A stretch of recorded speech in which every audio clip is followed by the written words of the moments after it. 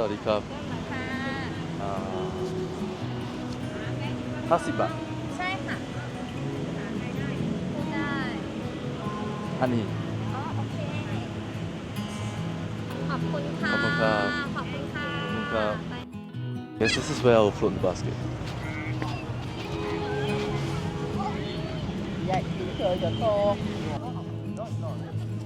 Loy Krathong. Directly translated, it means to float the basket. It's a Thai festival about paying respects to the goddess of water. But floating the krathong is also symbolic of letting go. Letting go of the things that weigh you down. To release negativity and welcome good luck for the coming year. To be honest, I only learned about this Thai festival recently, but the theme of letting go hits close to home. Because living a new life here in Bangkok meant letting go of a lot of things. The familiar, routines and versions of myself I thought I always hold on to.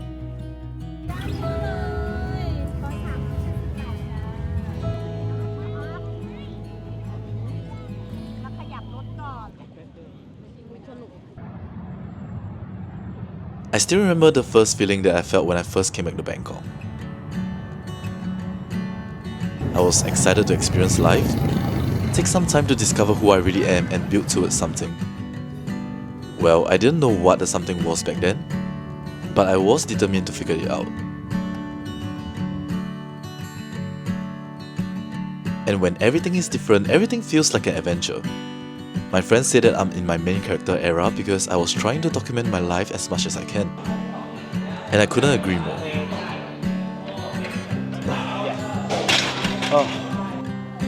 Behind the aesthetics of it all, there were some struggles. It already feels very heavy. And the biggest one so far has been the language barrier. Even with the comforts of Google Translate, I still find myself struggling. Just imagine trying to sign a lease for a year and trying to make sure that you understand every page of a contract, which basically means translating the whole document into English. Or even the smaller things like ordering stuff from Shopee. Basically, I wanted to change my shower cap with one that can fit a water filter. I got it on Thai Shopee, but I think I didn't translate properly, so I got an extra hose by mistake. And daily stuff like ordering food. Can you add more chicken? Like, what do you mean nung is one and gai is chicken, but one chicken is gai nung chin?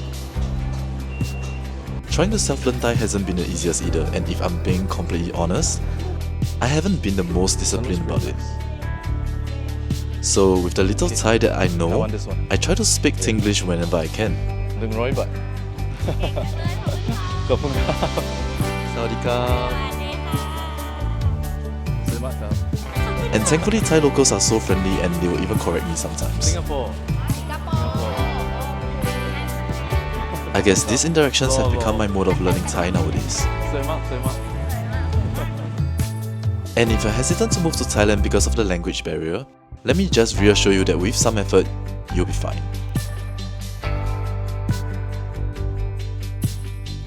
The language challenge constantly pushes me out of my comfort zone as well.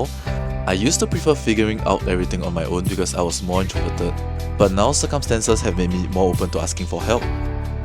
So yes, that's been a huge change for me. This is crazy, guys. How do we meet here? I guess there's something about living alone in an unfamiliar place that forces you to grow up.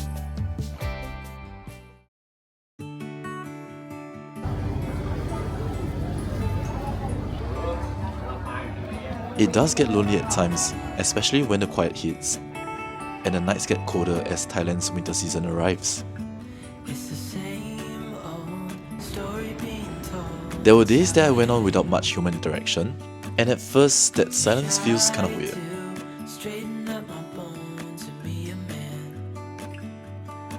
Having so much time to myself also meant that a lot of thoughts started flooding in. Random sidetrack, but sometimes I feel like the best ideas come when we're not planning, and I wish there was a device that could just transcribe all these thoughts in my head. Back to the point, The quiet forces you to face your thoughts that can span from random content inspiration or a small reflection about something that happened in the day to the guilt of feeling like I'm not doing enough.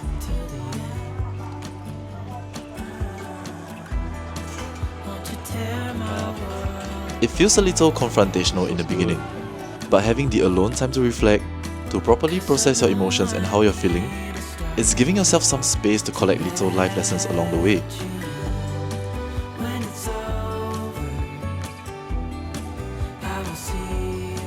And maybe that's where real growth begins.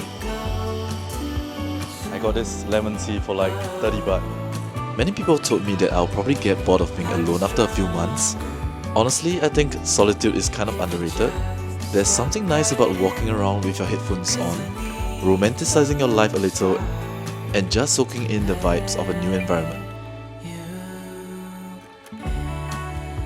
There's a fine line between loneliness and solitude, and I can't say that I've fully crossed it yet. I'm still learning how to cope with loneliness, but that's definitely part of personal growth as well. Learning how to be at peace with your own company.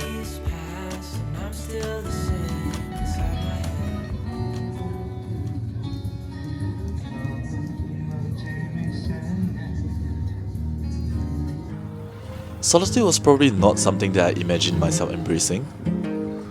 Before moving abroad, I always felt the need to make plans with people before going out, but now it's harder to constantly meet up with others, so sometimes I just roam around by myself.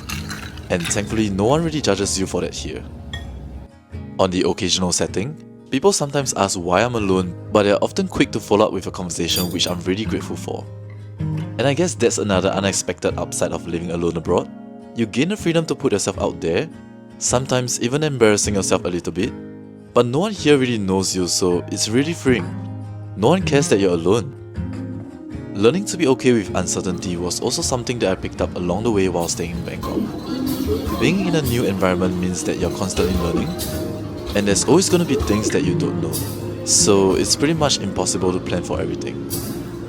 I could probably say the same when I was back in Singapore, but living here really amplified that lesson for me.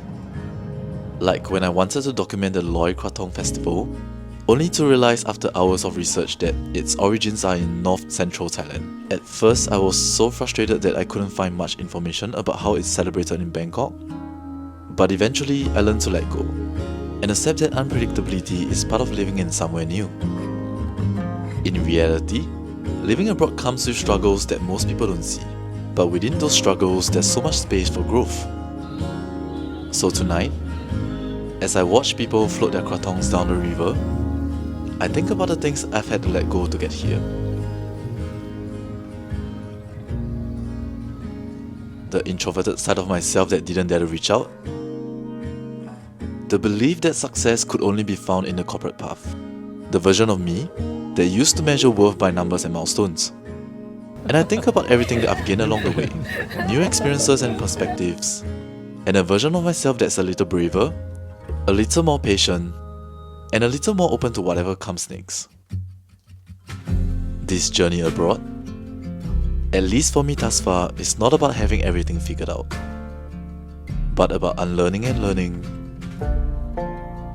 and trusting that even in the quiet moments, you're exactly where you're meant to be. Follow through, take your time.